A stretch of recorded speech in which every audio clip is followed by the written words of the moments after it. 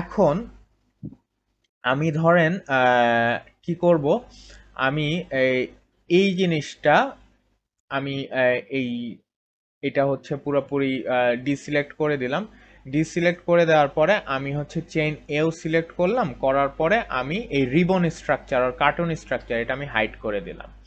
Similarly chain B select করলাম, B select করে ribbon বা কার্টুন, অনেক জায়গায় আপনার যেমন পাইমলে এটাকে বলা হয় কার্টুন, কাইমেরাতে বলে রিবন। হ্যাঁ, তো একই জিনিস। সো এটাতে হাইড করে দিলাম, তাহলে আমার শুধু অ্যাটমটা থাকলো।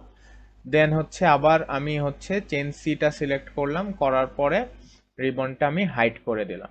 সো এই যে এখন আমার হচ্ছে আমি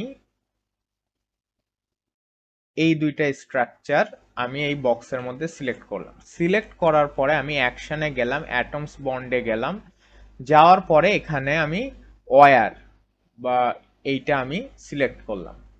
সিলেক্ট করার পরে এই যে দেখেন, এই ধরনের যে ইন্টারাকশন বা এই ধরনের স্ট্রাকচার কিন্তু আমরা পেপারগুলোতে দেখি। কোনো ইন্টারাকশন দেখাতে গেলে এইভাবে দেখানো হয়। আমি যদি আরেকটু ইয়ে করে দেই, আরেকটু ধরেন একটু উইথ যদি একটু বাড়িয়ে দেই, তাহলে আরো ক্লিয়ার ভিউ পাবো।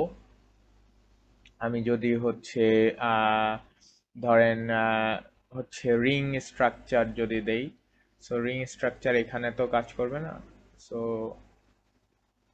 সো বাকিগুলো এই যে এইভাবে এরকম ভাবে দেখা যায় যে এখানে লিখে দেওয়া হয় যে এত অ্যাংস্ট্রম এত অ্যাংস্ট্রম। সো আরো খুব সুন্দরভাবে দেখানো যায়। এই ধরনের আমরা খুব দেখতে পাই একসাথে অনেকগুলো ইন্টারাকশন। ধরেন আমি যদি একটু জুম আউট করি, তাহলে এগুলাও আমরা দেখতে পারবো। সো সেম ওয়েতে, সো আমি যদি এটাও আমি কাউন্ট করি, সো atoms 2.5, সো দেন হচ্ছে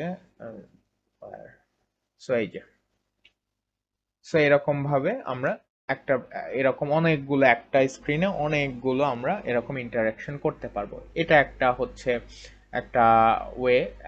আমরা পেপারগুলোতে ভালো ভালো জার্নাল ভালো ভালো পেপার পাবলিকেশনগুলোতে এই ধরনের স্ট্রাকচার এইভাবে আমরা দেখতে পাই।